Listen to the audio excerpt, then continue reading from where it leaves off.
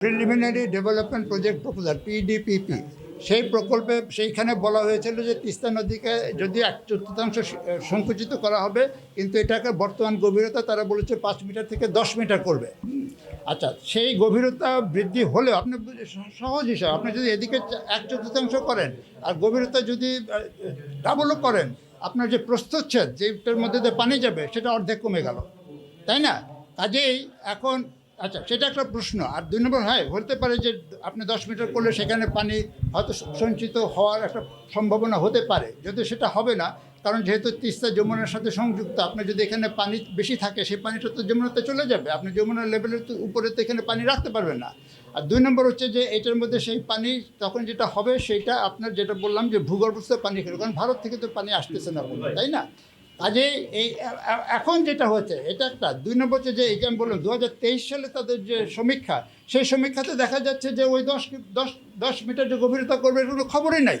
সর্বোচ্চ তারা যেই ক্রস সেকশন দেখিয়েছে, আমাদের এই বইটা পড়েন সেখানে দেখিয়েছে, তারা যে নমুনার প্রস্থচ্ছেদ দেখিয়েছে নদীর তলদেশ, দেখা যায় 3.5 মিটারের মতো সর্বোচ্চ। তা কোথায় গেল গভীরতা, কোথায় সে পানি ধারণ হবে? কোনো তো সেটার কোনো উত্তর নাই। এমনি তো তারা সেটা ডিসিশনে ফেরত যায় না, যেটা নিয়ে আবার দেখতে হবে, কারণ তাদের এটা সম্পূর্ণ তাদের ইসের সাথে মিলে না। আরেকটা যেটা বললাম যে আপনারা এখন করবেন, বাদ দিবেন 1.5 কিলোমিটারের ব্যবধানে, তো সেখানে তো আপনার যে পুনরুদ্ধারিত জমি 100-700 একর, সেটা তো সব বাঁধের ভিতরে থাকবে, সেখানে প্রতি দ্বিতীয় বছর বন্যা হবে। তা আপনি কীভাবে অন্য জায়গায় দাবি করছেন যে ওখানে শিল্প কারখানা করবেন, ফটোভোল্টাইক করবেন, তাই না?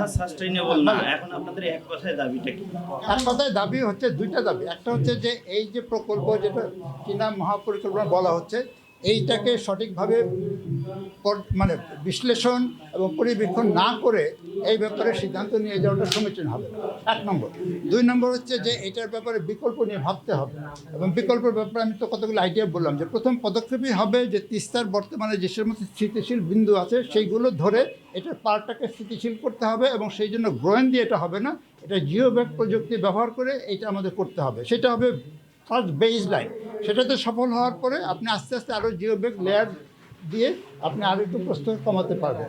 এটাই হচ্ছে ধারা, যেটা কিনা একটা স্থিতিশীল সমাধানের দিকে যেতে দিবে। এবং এটা আমাদের তিস্তা লোকজনের তো বক্তব্য সবাই শুনছি, তাদের সবচেয়ে বড় সমস্যা এই মুহূর্তে যে তাদের পাড় ভাঙন। কাজে পাড় ভাঙন যেটা শুরু করতে হবে, এবং সেটা করলে নদীতে যদি আমরা নদীটাকে সেইভাবে দায়িত্বশীলভাবে আরও সংকুচিত করতে পারি, সেই ক্ষেত্রে বর্ষার পানিটা যদি নিয়ে আসতে পারি, সেটা নদী খাতিয়ে মানে প্রাকৃতিক উপায়ে এটার গভীরতা বৃদ্ধি করবে। আগে যে তিস্তা নদী আরও গভীর ছিল না, সেটা আসবে। আরেকটা জিনিস আমি বলি, যে এই যে এই প্রকল্পে আমাদের তো যদি শুষ্ক মৌসুমে ভারত থেকে বেশি না পাই, তাহলে আমাদের পানির উৎস কী? পানি হচ্ছে একমাত্র আমাদের বর্ষাকালের যে পানিটা আসে সেটাকে আরও বেশি ধরে রাখা এবং সেটাকে আরও ভালোভাবে ব্যবহার করা। সেটার জন্য কী দরকার? সেটার জন্য দরকার হচ্ছে, আমাদের তো দেশটা খুব ছোট, এখানে আপনি একটা এলাকা নেই যেখানে হাজার হাজার বর্গমাইল ধরে বিরাট একটা জলাধার তৈরি করবেন, সেটা সম্ভব না। সেটার কারণে আমাদের প্লাবন ভূমিতে যে সমস্ত নদী, নালা, খাল, বিল, দিঘি, পুকুর, হাওর বাওর যেগুলো আছে, এইগুলোকেই আমাদেরকে ব্যবহার করতে হবে পানির রক্ষাগার হিসাবে। অর্থাৎ এইগুলো আমাদের বিচ্ছুরিত রক্ষণাগার। কাজেই এই যে তিস্তার সাথে যে শাখা নদীগুলোকে বিচ্ছিন্ন করা হয়েছে তিস্তা প্রকল্পকে, এইগুলোকে পুনরায় সংযুক্ত করতে হবে। এই শাখা নদীগুলোকে আমরা ঘুরে আসলাম, অনেক শাখা নদী জমে গেছে, মজে গেছে, উঠে করে খাল বিল সব যাতে তিস্তার বর্ষার পানি আমরা আরও। আরেকটা বিষয় হচ্ছে যে এই প্রকল্পে তিস্তার যে চীনের প্রকল্প, এটা বলেছে তারা 2 ধারে 104 কিলোমিটার, অর্থাৎ সেই ডালিয়া থেকে চিলমারি পর্যন্ত দুদিকে বাদ দিয়ে দেবে। বলছে 7টি প্রশ্ন, আমাদের 7টি প্রশ্ন। প্রথম প্রশ্ন হচ্ছে যে এই যে নদীটা বলা হচ্ছে 1/4 প্রস্থ সংকুচিত করা হবে, সেই সংকুচিত করার ফলে বর্ষাকালে তো আপনারা জানেন যে শীতকালে পানি না থাকলেও বর্ষাকালে প্রচুর পানি তিস্তা দিয়ে আসে, সেই পানিটা এই সংকুচিত নদী ধারণ করতে পারবে কিনা, এই প্রশ্নের উত্তর কোথায়? 2 নম্বর প্রশ্ন হচ্ছে এই সংকুচিত করার জন্য তারা বলেছে তারা 65টা গ্রোয়েন বানাবে। কিন্তু আমাদের অভিজ্ঞতা দেখায় যে গ্রোয়েন আসলে আমাদের দেশের নদ নদীগুলোর জন্য তেমন কার্যকর।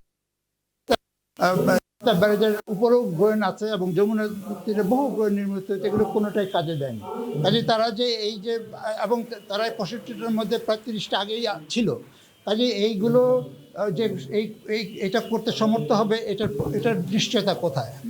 3 নম্বর হচ্ছে যে আপনার যদি ভারত থেকে আমাদের শুষ্ক মৌসুমের প্রভাব বৃদ্ধি না করা যায়, তাহলে শুষ্ক মৌসুমে তিস্তার পানি কীভাবে বৃদ্ধি পাবে? কীভাবে বৃদ্ধি পাবে? যদি কিছুটা বৃদ্ধিও পায় সেটা ভূগর্ভস্থ পানি চুইয়ে সেখানে যাবে। তাহলে তো ইতিমধ্যে আপনারা জানেন যে উত্তরবঙ্গের 4টা জেলাকে ইতিমধ্যে বলা হয়েছে যে টিউবওয়েলের পানি তোলা যাবে না। তো সেটা তো রংপুরেও সেই একই সমস্যা বিস্তৃত হবে, তাই না? 4 নম্বর হচ্ছে যে এখানে এই প্রকল্প যদি দেখেন সেখানে দেখা যাবে বলা হয়েছে যে অনেক নৌ পরিবহন করা হবে। এখানে আপনার 2টা টার্মিনাল, 6-7টা জেটি নির্মাণের প্রকল্প আছে।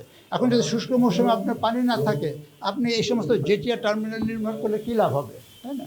6 নম্বর হচ্ছে যে আপনার এই যে তিস্তা যদি সংকুচিত করেন, এখানে নদী প্রবাহের মানে বিজ্ঞান বলে যে সেই সংকুচিত পরিধির মধ্য দিয়ে যদি নদীকে আগাতে হয় তাহলে আরও দ্রুত গতিতে আগাতে হবে।